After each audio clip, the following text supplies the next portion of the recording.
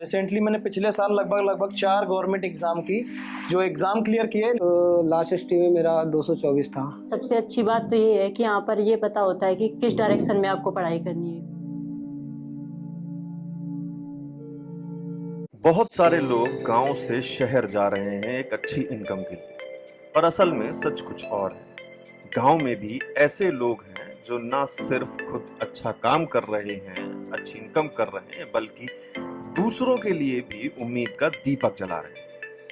कई लोग कहते हैं शहर के टीचर्स ही बेस्ट होते हैं, लेकिन कैंझरी कानपुर देहात के एक छोटे से गांव में अमन भैया ने साबित कर दिया है कि टैलेंट का कोई एड्रेस नहीं होता। सिर्फ 3 साल में अमन भैया के कौटिल्य क्लासेस में लगभग 200 बच्चे तैयारी करके अपना सपना पूरा कर रहे हैं। चाहे वो एसएससी हो, पुलिस हो, आर्मी हो, रेलवे हो या किसी भी सरकारी एग्जाम की तैयारी हो। यहाँ हर दिन 5 घंटे की डीप क्लासेस, वीकली टेस्ट्स और डिजिटल प्रोजेक्टर की टीचिंग का मॉडर्न सिस्टम यूज होता है, ताकि स्टूडेंट्स को शहर के कोचिंग के बराबर बल्कि उससे भी बेहतर क्वालिटी मिल सके। आज हम मिल रहे हैं उन्हीं अमन भैया से जो छोटे शहर के सपनों को पंख देते हैं, और ये सब बिना शहर जाए। चलिए देखते हैं कैसे एक छोटे से गांव में चल रही ये कोचिंग बदल रही है लोगों की जिंदगी। हेलो फ्रेंड्स, सभी लोगों का स्वागत है।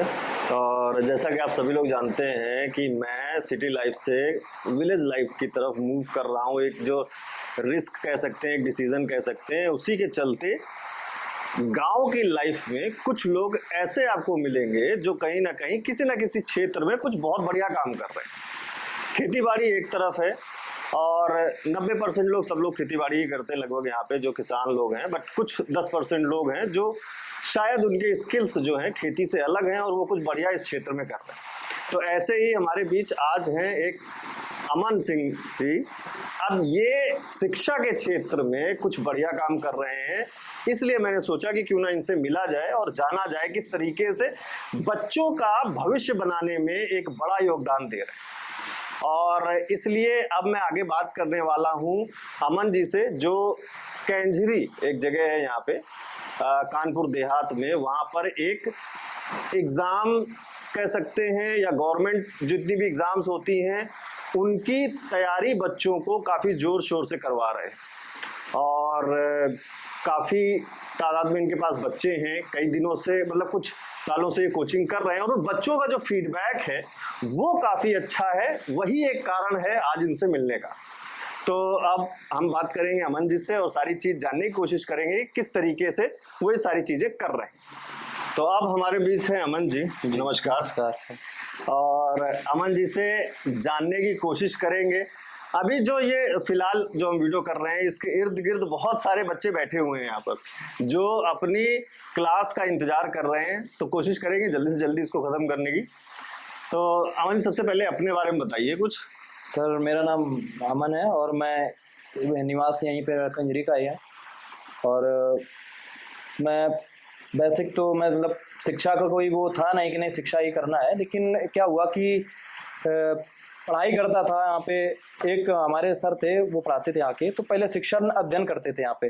तो इसी संस्थान से, खैर उन्हीं पहले यहाँ पर एक संस्थान था, तो उस संस्थान के कुछ बच्चों का डाइवर्जन हुआ और बच्चे चले गए। तो इधर जो है शिक्षा का सबसे बड़ी बात तो शिक्षा जो थी वो पूर्णतः जो है कोलैप्स कर रही थी। तो यहाँ पर सबसे बड़ी बात है, जैसे आज ग्रामीण क्षेत्रों में बच्चों का क्या होता है कि अगर उनको शिक्षा प्राप्त करनी है तो एक माइंडसेट होता है कि हमें कानपुर जाके ही शिक्षा लेनी है, मतलब बड़े शहर की तरफ जाके कहीं पे जो मतलब शिक्षा के तौर पे जो बड़ी सुविधाएं हैं या एग्जाम को क्लियर करने के लिए जो सुविधाएं जरूरी है वो सिर्फ बड़े शहरों में अवेलेबल है, ऐसा बच्चों का ग्रामीण क्षेत्रों में नहीं है। हाँ। तो क्या होता है कि एक माइंडसेट हमारा भी होता है कि हम कानपुर में जाके पढ़ेंगे तो ये हमें शिक्षा प्राप्त होगी। अच्छा, उनमें कई बच्चे ऐसे होते हैं जिनके पास आर्थिक रूप से मजबूत हैं, तो ठीक है, वो तो कर जाएंगे जो लोग कर पाते हैं। हालांकि बहुत कम लोग ऐसे होते हैं। ग्रामीण क्षेत्रों में तो ज्यादातर 80% तो ऑन एन एवरेज जो बहुत ही अपनी गरीबी स्तर के आसपास जीवन यापन करते हैं लोग। तो क्या होता है कि अगर वो बच्चे कानपुर नहीं जा पा रहे हैं तो वो बच्चे फिर अपनी शिक्षा को कहाँ से, आजकल ऑनलाइन प्लेटफॉर्म में तो मान लो आ गया है ऑनलाइन प्लेटफॉर्म, बहुत अच्छा प्लेटफॉर्म है, ऐसा नहीं है कि उसको हम गलत कह सकते हैं, लेकिन वो उन बच्चों के लिए सही है जो जैसे 2 साल या 2.5 साल या 3 साल या कोई 2-3 साल देकर एग्जाम और ऑफलाइन एग्जाम की तैयारी करके तब वो ऑनलाइन में आ जाए तो उनको चीजें समझ में आती मतलब जिन्होंने अपना बेस क्लियर कर बिल्कुल, लिया है, बिल्कुल। फिर उनके पास सुविधाएं हैं, एक जी। मोबाइल हो, स्मार्टफोन हो, उनके हाँ। पास इंटरनेट होना चाहिए। बिल्कुल। जैसे मैं खुद अभी जब से गांव में हूँ तो घर के अंदर तो मैं नेटवर्क ही नहीं आता है। जी। तो हालांकि एक मेरे लिए वो प्लस पॉइंट है कि ठीक है मैं मोबाइल नहीं यूज कर पा रहा हूँ, जी। जो मैं शहर में बहुत यूज करता था, बट यहाँ अगर बच्चों को पढ़ना है तो नेटवर्क चाहिए। तो कई सारी दिक्कतें हैं ऑनलाइन में भी, जी। जिनके पास सुविधाएं हैं वो तो यूज कर पा रहे हैं, जिनके पास लाइट ही नहीं, अब ग्रामीण क्षेत्रों में सबसे बड़ा इशू लाइट का है। लाइट की समस्या। अब जिस टाइम बच्चे का पढ़ने का टाइम हुआ उस टाइम शायद लाइटें नहीं आ रही है, हाँ। अब उस ऑनलाइन क्लास चल रही है उसकी है, अब एक टाइम में मान लो एक दिन लाइट नहीं आई पूरी, अब एक दिन में 6-7 क्लासें आ रही हैं, अब वो 6-7 क्लासें अगले दिन भी आएंगी, अब वो एक दिन में 12 क्लासें बच्चा कैसे कर पाएगा, तो लोड तो आएगा उसके ऊपर। तो मतलब फिजिकल कोचिंग में वो समस्याएं थोड़ी दूर हो जाती थोड़ा सा हैं। प्रयास ये किया, और दूसरी बात ये भी था कि अब बच्चा मान लो मतलब अब कानपुर नहीं जा पा रहा है या कोई बड़े इंस्टीट्यूट में नहीं जा पा रहा है, आजकल कोचिंगों की जो है फीसें इतनी ज्यादा हो गई फीस की, उस वजह से ग्रामीण क्षेत्र का बच्चा थोड़ा सा एक सोचा जाता है कि जो है फीस का बहुत बड़ा इशू होता है। और फीस के साथ साथ ये भी है कि जिसका गांव ही 50 किलोमीटर दूर है तो वो जी, जी। शहर में जाएगा, उसको रहने के लिए जगह चाहिए उसको होगी, रहने के लिए कम खाने से के लिए कम, सामान हाँ। चाहिए होगा, रेंट चाहिए होगा, आने जाने के लिए पैसे चाहिए होंगे, कोचिंग के लिए पैसे चाहिए बिल्कुल होंगे। बिल्कुल, जिस घर की इनकम एक महीने की 10,000 होगी, वो सोचो उसके 2 बच्चे अगर हैं तो वो कैसे हाँ, पाएगा। तो तो ये- सबसे बड़ी ग्रामीण क्षेत्र की यही समस्या है कि आजकल के बच्चों को कोई भी, आज देखो हम एक गरीबी स्तर से अगर ऊपर है तो हमें तो ठीक है सरवाइव कर जाएंगे, लेकिन अगर एक वो मीडियम क्लास का भी घर है तो उसमें भी अगर 4 बच्चे हैं तो उसमें दिक्कत होती है। तो अब ये इसीलिए जो है मैंने सबसे पहले तो अपने साथ के ही कुछ ऐसे बच्चे थे जो थोड़ा सा पढ़ने की इच्छुक हुए, तो लॉकडाउन में फर्स्ट टाइम मैंने जो है मैं अपने घर के ही 4-6 बच्चों को पढ़ाना स्टार्ट किया। मुझे इतना था कि मुझे पहले फीडबैक बच्चों का क्या होता है उस हिसाब से मैंने सोचा था कि अगर बच्चे समझ में आता है उनको तो ही वो पढ़ाने के लिए मतलब उतरेंगे। बच्चों ने जो है हाँ, आपको बताया तो कि उनको आपको समझ में आया, पढ़ाने का हाँ। तरीका वगैरह सही है, तो इसको फिर आपने कंटिन्यू किया। Yes, तो लगभग कितने साल हो गए कोचिंग अभी खुले हुए? मैंने जो घर पे पढ़ाना स्टार्ट किया था, बेसिक मैंने पढ़ाना स्टार्ट किया था 2022 में। अच्छा। 22 से स्टार्ट की थी मतलब कोचिंग। अभी काफी ज्यादा टाइम नहीं हाँ, हुआ है। 2022 में मई से स्टार्ट की थी कोचिंग। तो मेरे पास 2 बच्चे आए थे जो मैंने प्रॉपर पढ़ाने के उद्देश्य से स्टार्ट की थी, तो 2 बच्चे आए थे, तो वो भी मैं एज ए मतलब उनका था कि मैं पढ़ाने का कोई इंटेंशन नहीं था, बस ये था कि एक मित्र थे तो उन्होंने बोला कि जो है यार मेरे घर के 2 बच्चे हैं यार और तुम अगर फ्री हो तो थोड़ा सा टाइम निकाल लो आप। तो मैंने कहा ठीक है मैं प्रयास करता हूँ, अगर मुझे मेरे पास था पढ़ने के बाद शाम को 2-3 घंटे टाइम था तो मुझे लगता कि चलो ठीक है बच्चे हैं पढ़ रहे हैं, तो उन 2 बच्चों से फिर मोहल्ले के 3-4 बच्चे इकट्ठे हो गए, तो मैं सबसे पहले घर पे पढ़ाता था। अच्छा, तो एक हाँ। बहुत सवाल होता है लोगों का कि जो है जो कुछ नहीं कर पाता है जी। वो पढ़ाने लगता है। जी। ये सवाल कई सारे लोग हैं, सबके मन में होता है। हाँ, ये तो बहुत इस चीज को दूर common करने के लिए question है। सबसे पहले हम ये जानते हैं जी, जी। कि इन्होंने कौन कौन से एग्जाम दिए हैं और कौन कौन से एग्जाम निकाले हैं या नहीं निकाले, वो जरा पता करते हैं। सर मेरा लगभग अभी रिसेंटली देखा जाए तो मेरा ये गवर्नमेंट एग्जाम 12वां है। अभी मैंने आरपीएफ का लास्ट तो टाइम मतलब 11 एग्जाम आप क्लियर कर चुके 12 एग्जाम क्लियर कर चुका हूँ। हैं। ओके। जी जी। और सबसे पहले मेरी जर्नी स्टार्ट होती है 2015 से, मैंने इंटर किया था 2015 में, और उसके बाद 1 साल तैयारी करने के बाद मैंने फर्स्ट अटेम्प्ट दिया था इंडियन एयरफोर्स का 2017 में। तो वो फर्स्ट अटेम्प्ट में ही कि मेरा क्लियर हो गया था, मेरी 16.5-17 साल की एज में थी। तो उसी बीच से मेरा अभी तक लगभग वो पहला एग्जाम मेरा एयरफोर्स का था और मैं उसमें ग्रीन कार्ड मेरा था, फिर फाइनल मेरा जो है उसमें वेटिंग लिस्ट में नाम आ गया था, तो शायद उसमें हुआ नहीं क्लियर मेरा, और उसके चक्कर में फिर मैं और भी खैर एग्जाम दिए, बीच में निकले भी 5 एग्जाम। वही है कि वो होता है ना कि सफल हो गए होते तो आज यहाँ क्यों खड़े होते। तो अब बात ये है कि मतलब आपने एग्जाम क्लियर कर लिए, मतलब जी। अगर हम 10-11 की बात करें तो अगर आप चाहते तो वो नौकरी ले सकते थे। 4, हाँ, रिसेंटली मैंने पिछले साल लगभग 4 गवर्नमेंट एग्जाम की जो एग्जाम क्लियर किए, लेकिन मैं उनको ज्वाइन नहीं किया। हाँ, तो मतलब 4-5 ऐसी एग्जाम्स थे जो इन्होंने क्लियर किए बट जॉब नहीं ली, उसके कारण इनके कुछ भी हो सकते हैं। जी, जी। उसमें जाना कोई जरूरी बात नहीं है, आदमी की अपनी अपनी मन चाही इच्छा है कि वो करना चाहता नहीं करना चाहता है, तो उसके लाभ दुर्लाभ जो भी है वो सोचता हो। बट हम इससे ये जरूर एक अंदाजा लगा सकते हैं कि एक सकुशल फिलहाल ये शिक्षक हैं जो जिस एग्जाम के ये खुद एग्जाम निकाल चुके हैं, उसकी तैयारी एटलीस्ट कम से कम बच्चों को करवा सकते हैं। तो अगर हम गुणवत्ता की जांच करें तो वहां से ये लगभग सही है, और बच्चों के फीडबैक के हिसाब से भी देखें तो भी ये एग्जाम की तैयारी कराने के लिए एक सकुशल शिक्षक हैं। अभी आपके पास आज 2025 में कितने बच्चे हैं? अब सर वैसे देखा जाए तो लगभग 200 या 220 के आसपास बच्चे हैं 200 वर्तमान में। तो मतलब 2 से 220, ये 2 से 220 तीन साल का सफर है। जी जी 2 से 220। जी जी और बच्चों का बढ़ना एक कारण होता है, क्योंकि गांव में वैसे भी कोई भी बच्चे ऐसे नहीं होते जो कहीं कोचिंग जाते हैं तो वो 15 दिन में छोड़े ना। जी जी कभी भी कोई भी कोचिंग शुरू होती है या कोई ट्यूशन शुरू होता है तो बच्चे 10 दिन में जरूर छोड़ के जाते हैं, और 3 साल में अगर बच्चे इतने बड़े हैं तो उसके पीछे कुछ ना कुछ अच्छे कारण रहे होंगे जिनकी वजह से बहुत सारे बच्चे लगातार क्वार्टरली क्लासेस से जुड़ते चले गए। जी जी। तो अभी आप कौन कौन से एग्जाम की तैयारी करवाते हैं? अभी मेरा रिसेंटली तो जैसे अभी एग्जाम लगे दिल्ली पुलिस का, अच्छा। और एयरफोर्स के बच्चे कई यहाँ पे सेलेक्ट भी हैं बच्चे। एयरफोर्स में 2 ग्रुप होते हैं, एक्स और वाई। जी जी। तो आप दोनों की तैयारी कराते हैं? नहीं, फिलहाल तो मैं वाई ग्रुप की तैयारी कराता हूँ। ग्रुप वाई की तैयारी मतलब क्योंकि मुझे ये लगता है कि अगर वाई ग्रुप की लड़का तैयारी कर रहा है तो उसको अगर बाय द वे फेलियर होता है उसका तो वो फिर बिल्कुल जीरो से नहीं आएगा। अच्छा। जब अगर मान लो डाइवर्जन होगा एसएससी की तरफ या किसी अन्य गवर्नमेंट एग्जाम जो वनडे एग्जाम होते हैं तो उसका ये नहीं होगा कि नहीं उसको फिर से जीरो से स्टार्ट होगा। जो मैंने गलती की थी, मैंने हमेशा एक्स ग्रुप की तैयारी की और उस चक्कर में मेरा 3 साल खराब हुआ था कि मैं एक्स ग्रुप की तैयारी करता था और मैंने वाई ग्रुप की कभी तैयारी नहीं की। तो मुझे जब 2019 से मुझे दोबारा फिर आना पड़ा ना तो मैं वही चीज मुझे जीरो से स्टार्ट करनी पड़ी। तो मुझे 2015 से 2019 तक के बीच का जो 3 साल का कोलैप्स हुआ वो मैं भरपूरती जो है, शायद मुझे लगा कि ये कमी होती है। तो मैं कभी सजेस्ट नहीं करता हूँ बच्चों को कि आपके अगर कैपेबिलिटी है, आपका 12th अच्छा है तो आप अपने तरफ से करो या अपने कर दो। मैं अपनी तरफ से एक्स ग्रुप की तैयारी नहीं कराता हूँ बच्चों को। एक्स ग्रुप की इसलिए ताकि बच्चे कई ऐसे होते हैं जो योग्य हैं एक्स ग्रुप में भी, ऐसा नहीं कह सकते कि नहीं। तो मैं वाई ग्रुप की ज्यादा प्रेफर करता हूँ क्योंकि मुझे लगता है कि स्टेज आगे उसको लगी हुई मिल जाएगी, उसका समय थोड़ा सा बच जाएगा। अच्छा। जैसे कि अपने आपकी बात कर ली, आपने अपने करियर में जितने भी एग्जाम दिए उसमें से 4 से 5 एग्जाम निकाले। अब बात आती है कि बच्चों की सफलता क्या रही इन 3 सालों में, जितने भी बच्चे कोचिंग से पढ़े उसमें से कितने सिलेक्शन हुए? क्योंकि हर जगह गांव में ज्यादातर सारी, गांव में क्या शहर में भी बात कर लें, किसी भी कोचिंग को अगर आंकने की बात की जाए तो वो सिलेक्शन पे आंकने की होती है। जी। तो लगभग कितने लोगों को सिलेक्शन हो गया है और मतलब किस किस फील्ड में हुआ है, थोड़ा सा? जी, जैसे मैं एग्जाम की तैयारी करा रहा हूँ तो जो बच्चे मेरे यहाँ से एग्जाम क्लियर करते हैं उसमें कई विभाग में भी जा चुके हैं बच्चे। पुलिस में भी हैं, एसएससी जीडी में भी हैं, दिल्ली पुलिस में भी मतलब बच्चों ने एग्जाम क्लियर किया, और इसके बाद जो है एयरफोर्स में भी हैं। तो मेरा जर्नी शुरू होता है जैसे 2023 में मैंने स्टार्ट की थी कोचिंग। अच्छा। तो 2023 में मैंने फर्स्ट टाइम स्टार्ट की कोचिंग, और जो है उसके बाद 2 या 3 महीने बाद एग्जाम हुआ था उसका आर्मी का। तो उसमें लगभग 11 बच्चे थे और 11 बच्चों में 10 बच्चों का एग्जाम क्लियर हो गया। जी। तो उस चीज से क्या एक पॉजिटिविटी ये आई थी कि हाँ, अगर हम जिस क्षेत्र में काम कर रहे हैं उस क्षेत्र का रिजल्ट अच्छा आ रहा है, तो आगे इसको कंटिन्यू कर सकते। जी जी। तो उस चक्कर में काफी बच्चों का अच्छा रिजल्ट आया। और पहली बार में मतलब 11 में 10 बच्चों का सिलेक्शन हो जाना एक बड़ी बात है, कोई छोटी बात नहीं है। यही शायद एक पहला कारण रहा होगा जिससे आपकी जर्नी लगातार आगे की तरफ बढ़ती चली गई और बच्चे जुड़ते चले गए। थोड़ा सा बल मिला कि चलो ठीक है, बच्चों के जिस क्षेत्र में काम, एक वो ऊर्जा भी मिलती है। अगर आप सही बच्चों के लिए बेस्ट दे रहे हो और बच्चे भी आपको उतना आउटपुट दे रहे हैं तो थोड़ा सा लगता है कि हाँ, अगर हम जिस क्षेत्र में जुड़े और बच्चे भी अच्छा मेहनत कर रहे हैं तो थोड़ा सा लगता है कि हाँ, सही दिशा में काम कर रहे हैं।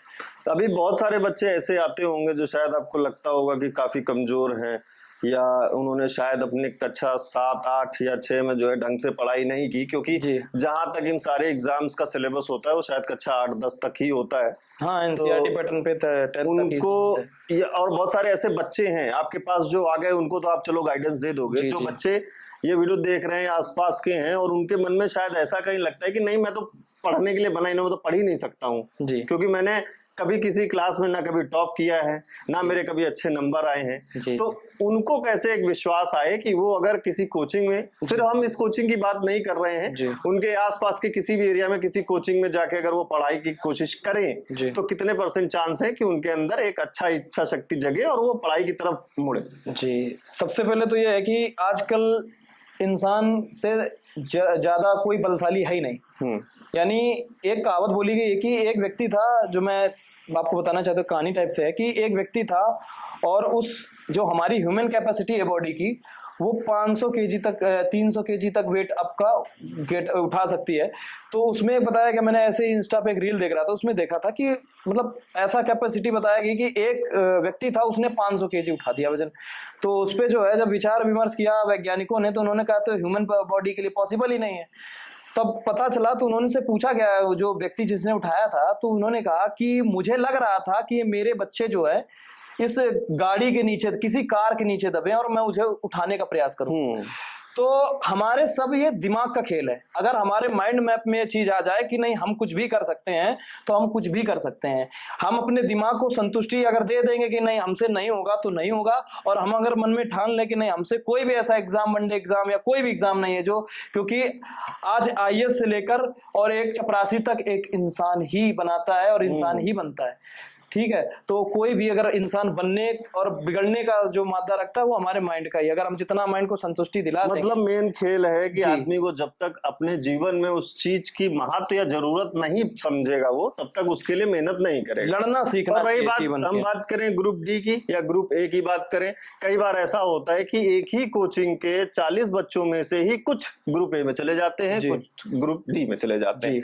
तो इसका मतलब ये है कि अगर आप एक ही जगह पे पढ़ के कोई अफसर बन रहा है, कोई ग्रुप डी में जा रहा है, तो इसका मतलब ये आपके ऊपर टोटल निर्भर है कि आप किस दिशा में जाना चाहते हैं, क्योंकि आपके सोर्सेस, आपकी पढ़ाई, आपके शिक्षक, आपके टीचर, किताबें सब कुछ एक ही हैं जब आप एक ही बैच में हो। बिल्कुल बिल्कुल। तो ये स्टूडेंट्स के ही मन की इच्छा शक्ति है कि वो कितना करना चाहते हैं। और आगे अभी आपका क्या प्लान है, क्या आप कैसे चीजें करने वाले हैं? अभी फिलहाल कौन सा एग्जाम होने वाला है, किस एग्जाम की भी अभी फिलहाल तैयारी करवा रहे हैं?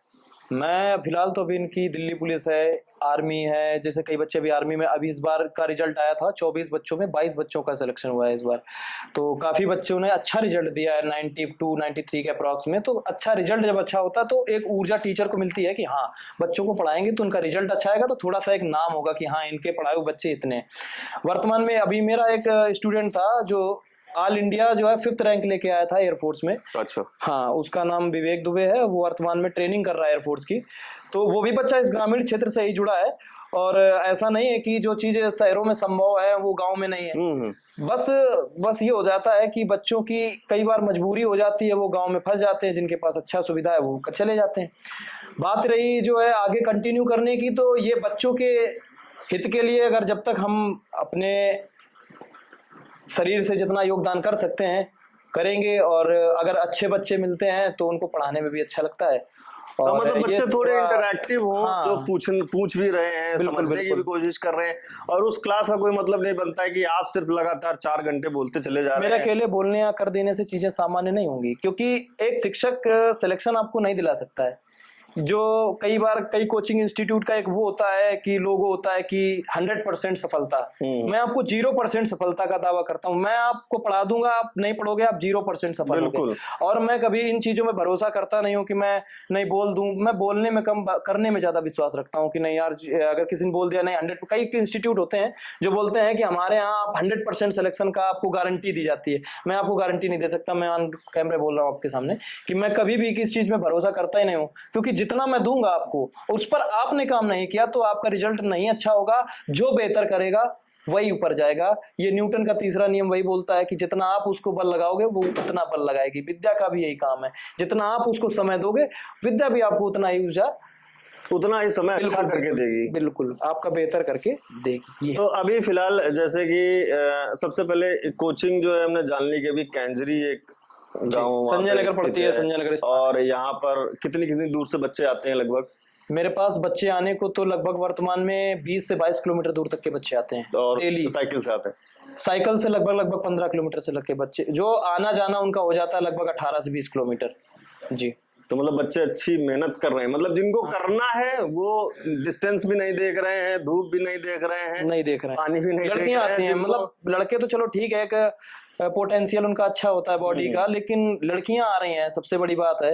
तो ये थोड़ा सा लगता है कि नहीं सही दिशा में काम कर रहे हैं, और बच्चे इतनी दूर से आ रहे हैं तो कहीं ना कहीं लगता है कि थोड़ा सा मेहनत सही दिशा में काम हो रहा है। चलिए अच्छा है जी। और इसी तरीके से आगे आप कोशिश करें कि भाई लोगों के, क्योंकि ये तो लोगों का वो पल है जो शायद 1 साल या 2 साल की मेहनत के बाद उनके आगे क्या पूरा जीवन बदल जाएगा। जी। 20 साल की उम्र में मुझे नहीं लगता कि 20 साल से ज्यादा या 22 साल से ज्यादा किसी की उम्र होगी जितने भी छात्र होंगे। हाँ, और सही सही। ये 20 अभी के अंडर 20 आएंगे लगभग। ये अभी Mostly under 1-2 20। साल या 3 साल में, 1.5 साल में, 2 साल में तैयारी करके अपने जीवन आगे का पूरा बदल रहे हैं। जी। तो बहुत सारे बच्चे जो ये सोचते हैं कि नहीं यार हमारे बस की नहीं है, तो आप अपने अगल बगल एक बार अपने गांव में झांक कर देखिएगा जरूर, क्योंकि कोई ना कोई जरूर बच्चा होगा जी। जो आपकी ही परिस्थितियों में रहते हुए एक किसी कोचिंग में जाके पढ़ाई कर रहा होगा। और एक दिन आएगा 6 महीने साल तक जब आप कभी डिसीजन ही नहीं ले पाएंगे कि हमें जाना चाहिए कि नहीं जाना चाहिए, तब तक वो बच्चा कहीं सिलेक्शन लेके निकल जाएगा। सबसे बड़ी बात क्या होती है सर कि अगर कोई व्यक्ति, जैसे कोई भी बच्चा है, सबसे पहले वो तैयारी, ऊर्जा आती है उसको, 12th किया, 12th के बाद तैयारी में उतरता है, तो कभी कभार तो उसको ये लगता है कि कई बच्चे, जैसे 10% बच्चे ऐसे होते हैं जो एकदम एक्यूरेट दिशा में काम करते हैं। कई बार बच्चा ऊर्जा के साथ उठता तो है, लेकिन वो जैसे ही समय आगे बढ़ता है उसकी ऊर्जा कम हो जाता है, धीरे धीरे कम हो जाती है, और वो फिर वो महीने 2 महीने तो रेगुलर रहेगा, फिर इसके बाद वो अपने आप को दूर करना स्टार्ट करता है। फिर वो लगता है कि यार इनका सिलेक्शन, डिमोटिवेट भी कई बार बच्चे हो जाते हैं कि यार ये 2-2 साल हो गए इनका सिलेक्शन नहीं हुआ। तो क्या होता है कि फिर वो धीरे धीरे, लेकिन मेरा काम ये है कि अगर मैं जिस ऊर्जा से अपने आप को डेली ऊर्जावान बना के रखना है, ऐसा नहीं कि आज हम, अरे 2 साल हो गए बच्चों को नहीं हो रहा, लेकिन ऐसे भी तो बच्चे हैं जिनका 5 महीने में हो रहा है, 6 महीने हुए कोचिंग। वो जो बच्चा जिस हद तक की मेहनत कर सकता है उतनी जल्दी सिलेक्शन ले जाता है, बस सीधी सी बात ये है। और मैं एज ए टीचर बच्चों को हमेशा यही बोलता हूँ कि यदि आप कंसिस्ट होके रेगुलर तैयारी कर रहे हो, रेगुलर आप मिस नहीं कर रहे हो क्लास, रेगुलर आप क्लास ज्वाइन कर रहे हो, तो आप ग्रोथ करोगे। आपको कुछ नहीं आता, आप जीरो हो, कभी आप जीरो से नीचे नहीं जाओगे, आप उससे ऊपर है जाना। 1% से भी आप शुरू कर रहे हो तो आप 100% पहुंच जाओगे। और आप कितना भी अच्छे स्टूडेंट हो, आप 90%, 85% वाले स्टूडेंट भी हो, और आप अगर रेगुलर स्टूडेंट नहीं हो, तो मेरे हिसाब से उस बच्चे का फीडबैक थोड़ा सा डाउन हो जाता है उन बच्चों की अपेक्षा जो 60 या 50% भी है और रेगुलर पढ़ाई कर रहा है। तो अभी आप जो अपनी कोचिंग में पूरे दिन में कितने घंटे पढ़ाते हैं? मेरा सुबह 7 बजे से स्टार्ट होता है और लगभग शाम को 6:30 बजे तक। मतलब पूरे 12 घंटे? लगभग 12 घंटे। और एक बैच में, मतलब एक बच्चा जो आता है वो मैक्सिमम कितनी देर बैठता है? मैक्सिमम तो 3 बैचेस तो 2-2 घंटे के हैं। मिनिमम कितनी देर बैठता है? मिनिमम 2 घंटे। तो मतलब कम से कम एक बच्चा 2 घंटे क्लास तो करके ही जाता है। बिल्कुल। मिनिमम 2 घंटे है, और मैक्सिमम तो ये जो कंपटीशन वाले हैं वो सब मिलाकर 6 घंटे पढ़ते हैं बच्चे। 6 घंटे क्लास, काफी अच्छी बड़ी क्लास है जी। और मुझे लगता नहीं कि शायद और कोचिंगों में इतनी लंबी क्लास चलती होगी, कहीं 5-6 घंटे की। अब मुझे लगता है सर कि 2 घंटे में अगर बच्चे को सब कुछ दे पाना संभव होता तो सर क्योंकि यहाँ कंपटीशन की बात है, आपका जनरल साइंस हो गया, एक सब्जेक्ट तो है नहीं, हो गया, रीजनिंग हो गया, फिर आपका साइंस भी है, मैथ्स भी है, सब कुछ है। किसी भी सब्जेक्ट में बच्चे खुद से अगर 2 मिनट 10 मिनट अब आधा घंटा खुद से भी प्रैक्टिस नहीं कर पाया तो वो बच्चा क्या ही समझ पाएगा। कई बार क्या होता है कि टीचर आधा घंटा पढ़ाता है और बच्चा आधा घंटा में एक सब्जेक्ट को जब तक अपना सेटअप बना पाता है, जब तक उसको समझ में आया, तब तक उसका टाइम खत्म हो जाता है। तो ये थी कहानी कौटिल्य क्लासेस की, कैंजरी में, कानपुर देहात में है ये। और काफ़ी मेहनत जो है अमन सर कर रहे हैं यहाँ बच्चों के साथ।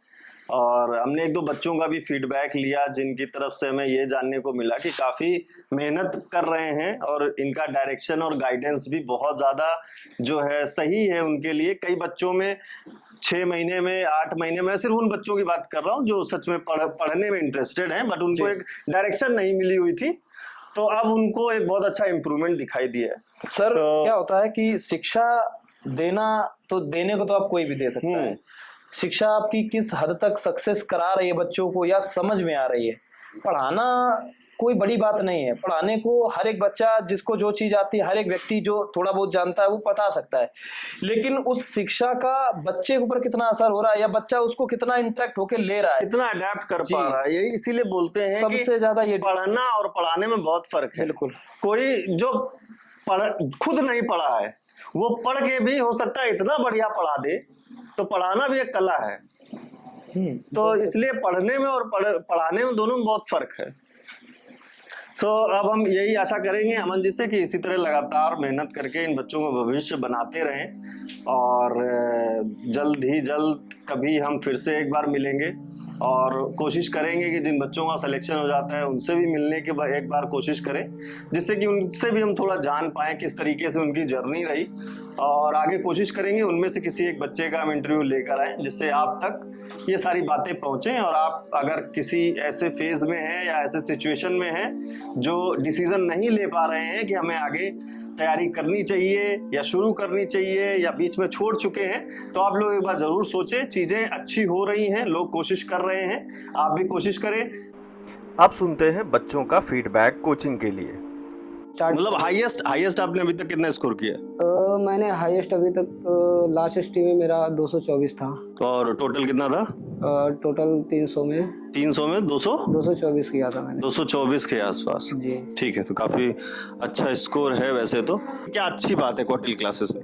सबसे पहली बात, सबसे अच्छी बात तो ये है कि यहाँ पर ये पता होता है कि किस डायरेक्शन में आपको पढ़ाई करनी है, कौन सी ठीक है। दिशा में। आपको ये नहीं कि पढ़ाई करनी है, किस दिशा में करनी है, ये जरूरी होता है। यूट्यूब पर जो आप कोचिंग पढ़ती थी, वहाँ जो सर पढ़ाते थे, उससे इस कोचिंग में फिजिकल, अब ये फिजिकल हो गया, वो ऑनलाइन हो गया, जी। तो दोनों में क्या फर्क लगा, क्या बेहतर है? सर जब मैं ऑनलाइन पढ़ती थी तो मुझे लगता था कि मुझे आ रहा है, मतलब मैं कर रही हूँ, और फिर मैं जब एसटी देती थी हाँ। तो उसमें मेरे मार्क्स नहीं बनते थे। 100 में 33 या 100 में 33 आ रहे हैं या 40 आ रहे हैं, 44 आ रहे हैं, बस मेरा स्कोर हाईएस्ट 44 ही जा रहा था 100 आउट ऑफ में। जब तक ऑनलाइन क्लासेस ले रही थी। फिर मैंने इस कोच, मेरी बहन आती थी तो उसने बताया, तो मैंने इस कोचिंग के बारे में सुना, तो फिर मैं यहाँ आई। तो जब मैंने पहली बार यहाँ पे एसटी दी तो मेरे 44 नंबर आए थे। अच्छा। अभी लास्ट एसटी में मेरे आए हैं 63 नंबर 100। 63 नंबर है। 4 महीने में मैंने इतना ग्रोथ किया, तो मेरे हिसाब से ये ऑलमोस्ट 50% का इम्प्रूवमेंट हो गया आपका। बिल्कुल, मतलब मैंने 23 नंबर 24 नंबर बढ़ाए ऑलमोस्ट। मिलते हैं किसी और दूसरे एपिसोड में, तब तक के लिए नमस्कार।